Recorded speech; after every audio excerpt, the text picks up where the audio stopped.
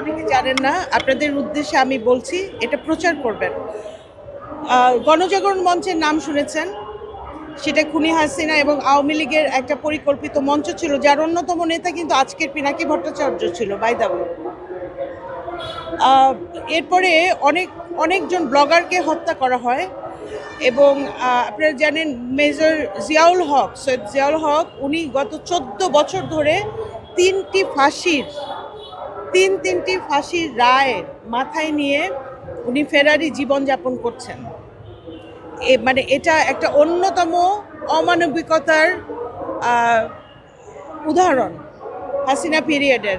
এবং আপনারা আরও অবাক হবেন, চাঞ্চল্যকর এবং আমাদের যেখানে বুকে আঘাত করেছিল আর সবগুলোর মতোই একটা ছিল অভিজিৎ হত্যাকাণ্ড। নৃশংসভাবে ব্লগার অভিজিৎকে নৃশংসভাবে হত্যা করা হয় প্রকাশ্যে।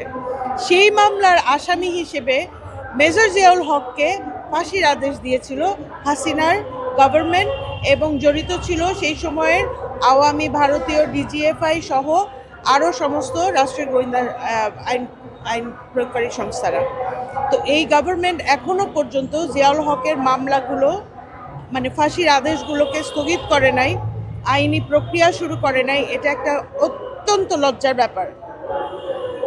আজকে ওনাকে নিয়ে এখানে সংবাদ সম্মেলন করা হচ্ছে জিয়াউল হকের মামলার ফাঁসির রায় তোলার জন্য। আমি ছোট করে একটা কথা বলি, দেখেন, আমার এই কথার অডিয়েন্স হচ্ছে আমাদের স্বরাষ্ট্র মন্ত্রণালয় এবং আইন বিচার মন্ত্রণালয়।